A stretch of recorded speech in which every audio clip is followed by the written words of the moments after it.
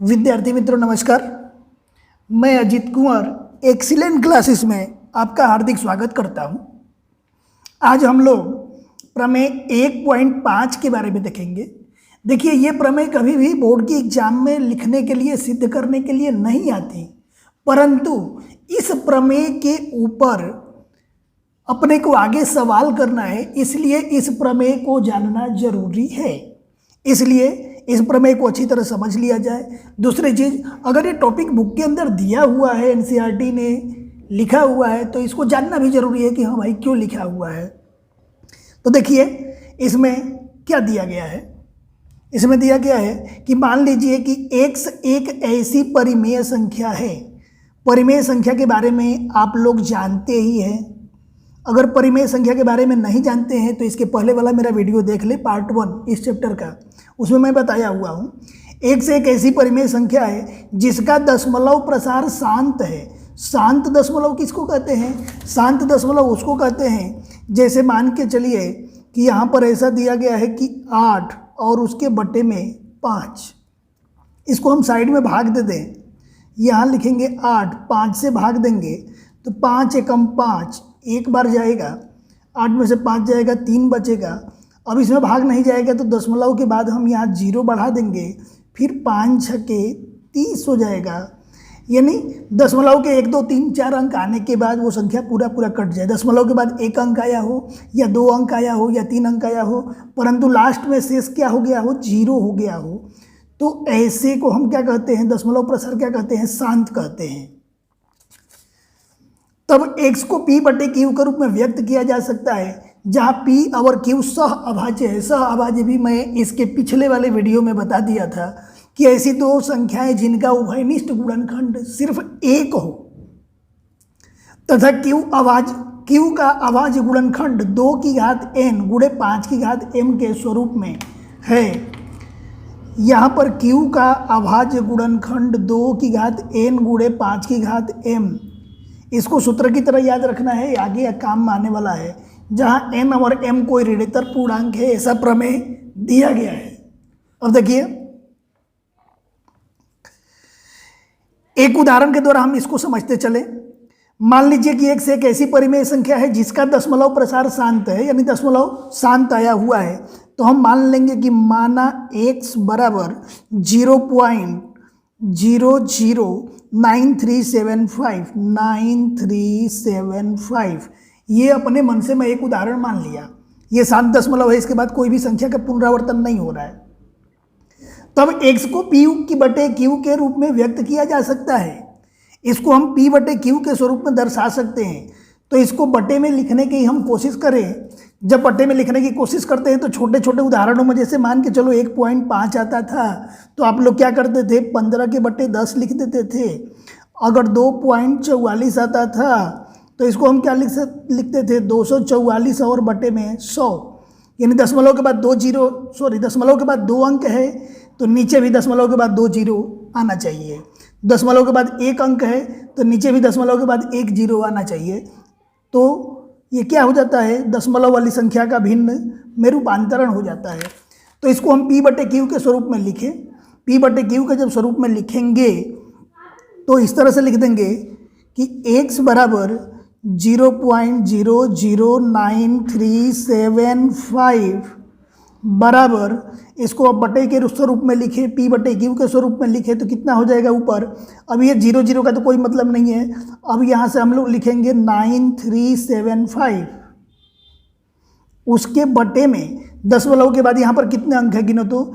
अपना दशमलव रहा बेटा यहाँ पर, और इसके बाद अंक कितने आ रहे हैं गिन लीजिए, 1 2 3 4 5 6। तो यहाँ पर हम क्या करेंगे? 1 के बाद 6 0 लगा देंगे, 1 2 3 4 5 और 6। इसको तो हमने क्या किया? बटे के स्वरूप में लिखा। लेकिन p बटे q के स्वरूप में नहीं माना जाता है। इसको p बटे q के स्वरूप में कब माना जाएगा? जैसे मान के चलो कि यहाँ पर 15 के बटे 10 है, अब ये 5 से कटने लायक है तो 5 तिया 15, 5 दूनी का 10। अब आया 3 के बटे 2। अब ये किसी संख्या से नीचे ऊपर कटने वाला नहीं है, तो अब मानेंगे कि p बटे q के स्वरूप में आया। तो ये भी अभी पी बटे क्यू के स्वरूप में नहीं है। इसको पी बटे क्यू के स्वरूप में करने के लिए क्या करेंगे, 25 से नीचे ऊपर दोनों संख्याएं कट जाएगी। तो यहाँ ऊपर हम देखते हैं, भाग दे करके देख लेते हैं, 9375 है। 9375 को हम 25 से भाग देंगे, तो आप कहीं साइड में भाग दे करके देख लेना, ध्यान रखना 25 से भाग दिया जा रहा है। तो 93 से 75 को 25 से भाग देंगे तो 25 दिया 75, फिर बचे 122 7, 25 7 175, फिर 5 125, ऊपर आ जाएगा 375 और नीचे हो जाएगा 25 चौक 100। उसके बाद 100 के बाद 1 2 3 4 जीरो आ जाएंगे, तो 25 चौक 100 यहाँ था 4 के ऊपर 4 जीरो, यानी 40,000 हो जाएगा। किससे कटाए हैं, 25 से। इसको वापस 25 से कटाया जाए। जब वापस 25 से कटाएंगे तो यहाँ पर देखिए क्या आएगा, पहले 37 से 25 का भाग देंगे तो ये हो जाएगा 25 से कम 25, बचेगा 12, 125 हो जाएगा। तो 25 बचे 125 हो जाएगा, 15 बार में कटेगा।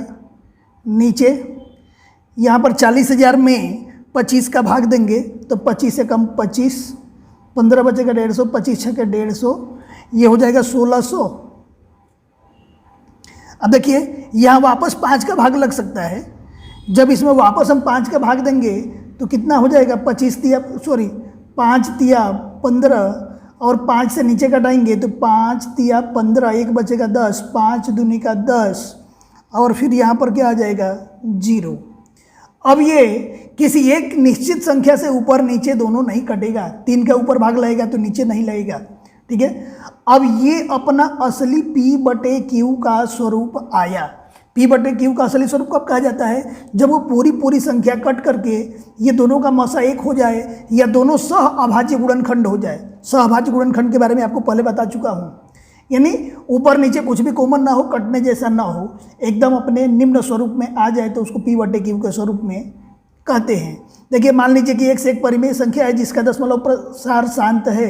हमने दशमलव प्रसार शांत मान लिया, तब x को P बटे Q के स्वरूप में व्यक्त किया जा सकता है। तो इस x को हम P बटे Q के स्वरूप में व्यक्त कर लिए।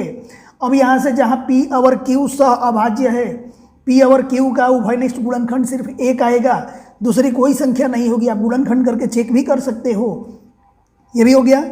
तथा Q का अभाज्य गुणनखंड 2 की घात n 5 की घात m के स्वरूप का है। अब यहाँ Q का गुणनखंड किया जाए, देखिए ऊपर वाली संख्या P है, नीचे वाली संख्या क्या है, Q है। तो यहाँ पर लिख देंगे कि Q बराबर नीचे वाली संख्या, यहाँ पर देखिए इसको हम क्या लिख सकते हैं, P बटे में Q। तो ये ऊपर वाला P है, नीचे वाला Q है। Q बराबर कितना है, 3 के बटे 20। तो यहाँ Q बराबर लिख देंगे कि 320। अब इसका गुणनखंड निकाला जाए।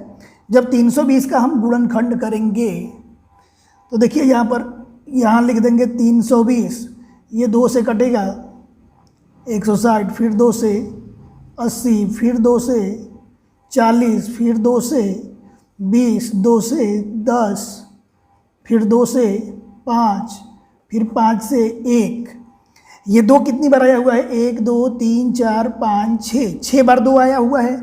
तो यहाँ पर लिख देंगे कि 2 गुणे 2 गुणे 2 गुणे 2 गुणे 2 गुणे 2, 2 2 4 2 6, 6 बार 2 हो गया और 1 बार 5।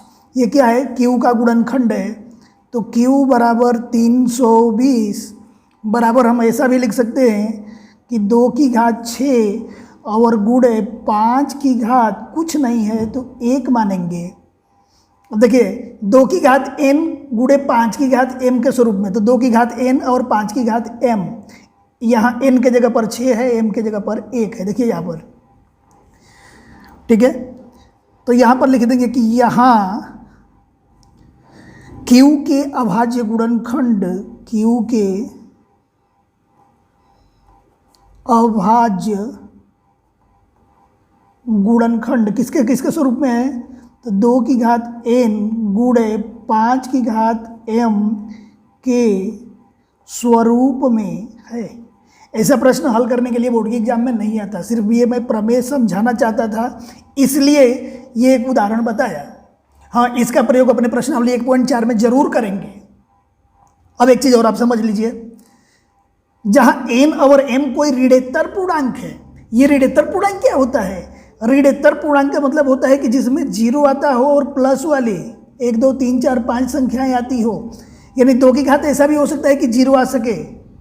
ऋणोत्तर पूर्णांक का मतलब क्या, या तो 0 आए और नहीं तो इधर की कोई ना कोई संख्या आए। तो देखिए यहाँ पर 2 की घात क्या आया है, 6 आया है, इधर की संख्या आया हुआ है। 5 की घात क्या आया है, 1 आया है, इधर की संख्या आया हुआ है। ऋणोत्तर पूर्णांक का मतलब होता है जो ऋण ना हो, यानी जो माइनस में ना हो, और माइनस को जब छोड़ देते हैं तो क्या क्या बच जाता है, 0 बचता है और प्लस वाली संख्याएं बच जाती है। फिर से ध्यान से एक बार समझ ले वापस। मान लीजिए x ऐसी परिमेय संख्या है जिसका दशमलव प्रसार शांत है, तो x बराबर हम दशमलव प्रसार शांत मान लिए। तब x को p बटे q के रूप में व्यक्त किया जा सकता है। तो x को यहाँ हम दशमलव वाली संख्या को क्या किए, पहले बटे में बदल करके उसको कटाते कटाते एकदम छोटे स्वरूप में बदल दिए। जब छोटा स्वरूप हो जाएगा तब उसको हम कहेंगे p बटा q, जहाँ p और q सह अभाज्य है। ये 3 और 320 सह अभाज्य है, यानी इनमें सिर्फ दोनों का गुणनखंड करेंगे तो एक ही कॉमन होगा, दूसरी संख्या कॉमन नहीं होगी। तब q का अभाज्य गुणनखंड 2 की घात n 5 की घात m के स्वरूप का होता है। तो यहाँ q का अभाज्य गुणनखंड किए तो यहाँ 2 की घात 6 5 की घात 1, यानी 2 की घात m 5 की घात n के स्वरूप में आ गया। अपना प्रमेय पूरा हो गया। अब हम लोग पढ़े प्रमेय 1.6 के बारे में। मान लीजिए कि x बराबर p बटे q, जहाँ p और q असहभाज्य है। एक परिमेय संख्या ऐसी है कि q 2 की घात n और 5 की घात m के स्वरूप में होता है, यह स्वरूप का है, जहाँ m और n ऋणोत्तर पूर्णांक है, तब x का दशमलव प्रसार शांत होगा। ये पूरा प्रमेय 1.5 का विलोम है, यानी इसका उल्टा है। 1.5 में क्या था कि दशमलव प्रसार अगर शांत है तो 2 की घात n और 5 की घात m के स्वरूप का होगा। अब इसमें क्या दिया गया है कि अगर q 2 की घात n और 5 की घात m के स्वरूप का है तो दशमलव प्रसार क्या होगा, शांत होगा। इसको भी हम एक एग्जाम्पल लेकर के सोल्व करते हैं। इसमें क्या दिया कि मान लीजिए x बराबर p बटे q, तो हम x बराबर p बटे q मान लेते हैं। ये x है, माना x बराबर p बटे q की जगह पर हम लिख देते हैं इस तरह से कि 13 के बटे में 3125 x बराबर p बटे q हो गया, जहाँ p और q असहभाज्य यानी सहभाज्य संख्या है। सहअभाज्य, थोड़ा मिस्टेक हो गया है। अब यहाँ पर ध्यान से समझिए कि दोनों सहअभाज्य संख्या है कि नहीं है। तो इसका गुणनखंड करेंगे तो ऊपर तो 13 अभाज्य संख्या है, नीचे 3125, दोनों के गुणनखंड में कोई कॉमन नहीं आएगा। यानी छोटे शब्दों में हम ऐसा समझें कि इसको किसी भी संख्या से नीचे ऊपर कटा नहीं सकते। जब इसको किसी भी संख्या से नीचे ऊपर कटा नहीं सकते तो उसको हम क्या कहते हैं, सहअभाज्य संख्या कहते हैं। एक ऐसी परिमेय संख्या है कि q 2 की घात n और 5 की घात m के स्वरूप का है। अब q चेक किया जाए, ये बताइए यहाँ पर x बराबर क्या है, p बटे में q, p बटे q, तो ये कितना हो जाएगा, 13 के बटे में 3125। ऊपर वाला p का मान है, नीचे वाला q का मान है, तो q बराबर कितना हो जाएगा, 3125। यहाँ q बराबर हो गया 3125। अब इसका हम क्या करेंगे, गुणनखंड निकालें। 3125 का जब हम गुणनखंड निकालेंगे तो इसको सबसे पहले हम कटाए 5 से। 5 से जब कटाएंगे तो 5 6 के 30, 1 12, 5 दूनी का 10, 2 25, 5 5 25, फिर 5 से 625 में भाग दे देंगे तो 125 आ जाएगा। फिर 5 से 125 में भाग दे देंगे तो 25 आ जाएगा। फिर 5 में 25 का भाग देंगे 5 आ जाएगा। फिर 5 में 5 का भाग देंगे 1 आ जाएगा। अब यहाँ पर 3125 बराबर हम क्या लिख सकते हैं, 3125 बराबर लिख सकते हैं कि 5 गुणे कितनी बार है, 1 2 3 4 5, 5 बार 5 है।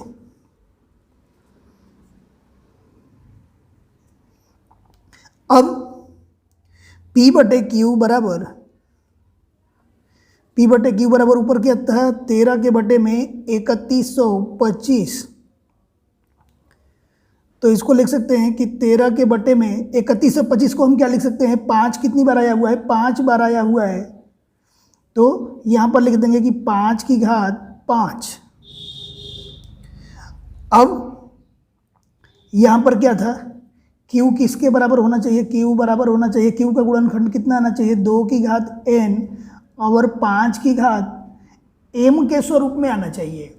यहीं पर आपको ध्यान से समझना है, इसमें 2 नहीं दिख रहा है, तो इसको हम ऐसा भी लिख सकते हैं कि q बराबर 2 की घात 0 और 5 की घात m की जगह पर 5 की घात कितना है, 5 है। इसका आंसर इतना ही आएगा। क्यों? क्योंकि देखो यहाँ q बराबर 2 की घात 0, किसी भी संख्या की घात 0 होता है तो उसका मान कितना आता है, 1 आता है।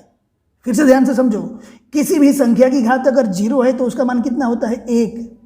और यहाँ 5 की घात 5 करेंगे तो कितना हो जाएगा, 5 की घात 5 करेंगे तो कितना आ जाएगा, 3125। 5 की 5 घात यहाँ पर 3125 आया हुआ है। 3125 में 1 का गुणा करेंगे तो q बराबर कितना हो जाएगा, 3125। फिर से एक बार आपको बता दूं, यहाँ कोई ज़रूरी नहीं है कि 2 हो ही, 2 अगर नहीं भी है तो उसकी घात हम 0 लिख सकते हैं। तो लिख देंगे कि यहाँ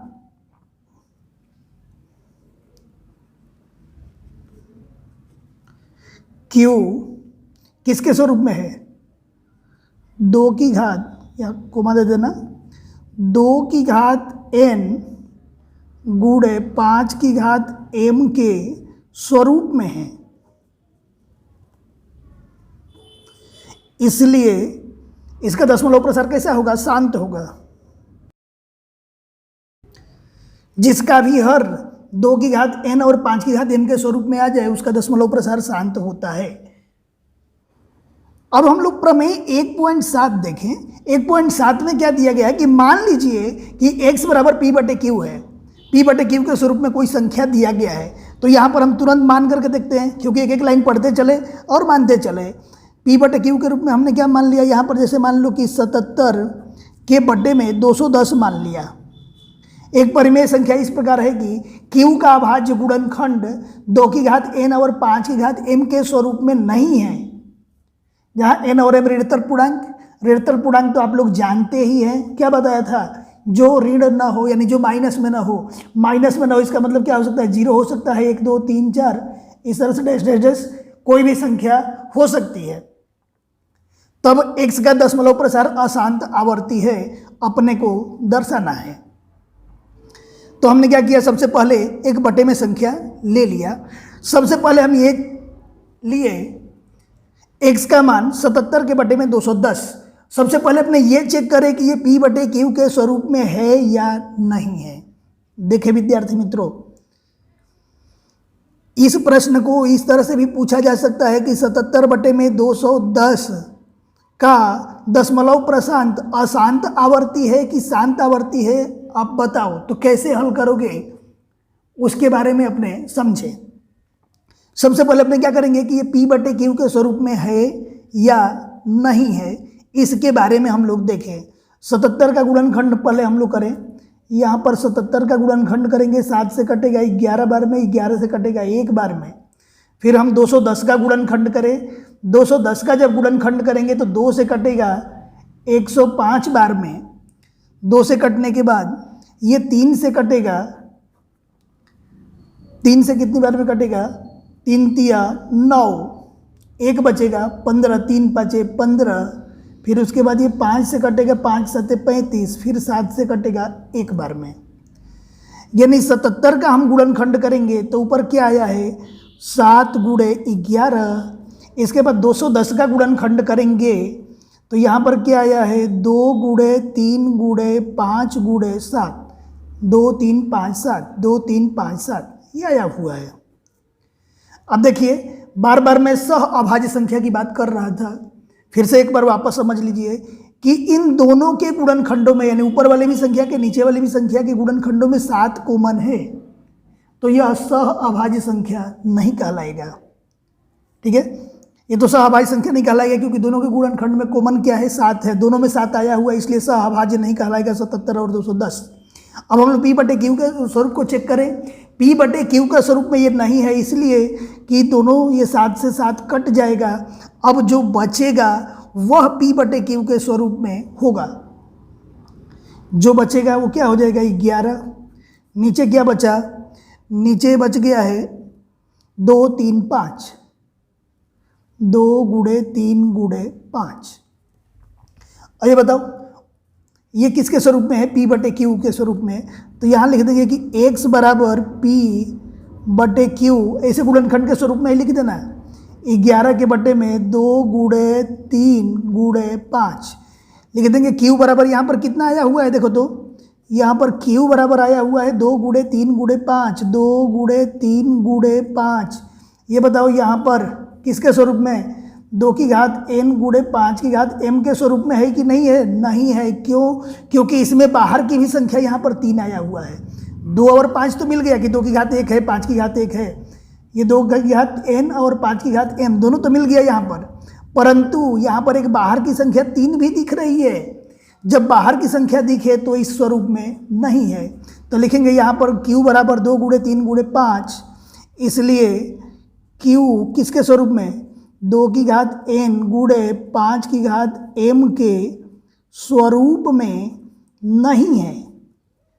और जब ये 2 की घात n और 5 की घात m के स्वरूप में नहीं है तो इसका दशमलव प्रसार कैसा होगा, अशांत आवर्ती होगा। अशांत आवर्ती का मतलब कि दशमलव के बाद संख्या बार बार आती ही रहेगी। तो लिख देंगे कि यहाँ दशमलव प्रसार कैसा होगा, अशांत आवर्ती होगा। विद्यार्थी मित्रों, हम लोग 3 प्रमेय पढ़े।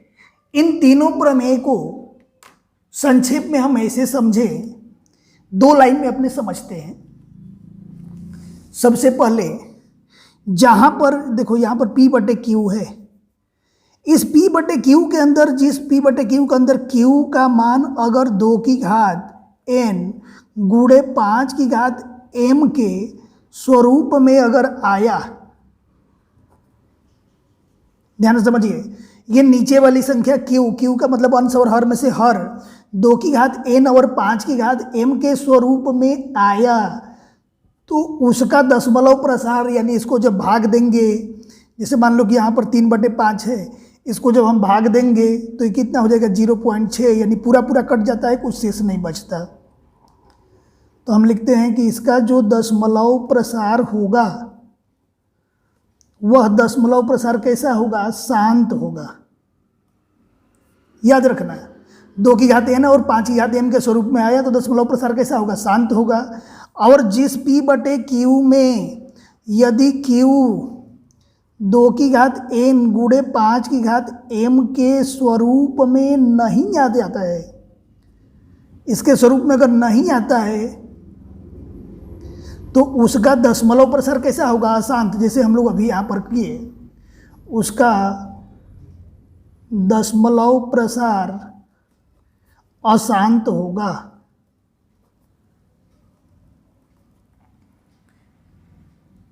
तो इस तरह से हम लोग प्रमेय 1.5, 1.6, 1.7 तीनों समझ लिए। एक बार और बता दे रहा हूँ कि ये प्रमेय कहीं भी लिखने के लिए बोर्ड के एग्जाम में नहीं आती है, लेकिन ये जो दोनों नियम बताया, इस नियम को समझने के लिए एक एक उदाहरण के साथ आपको समझाया गया है।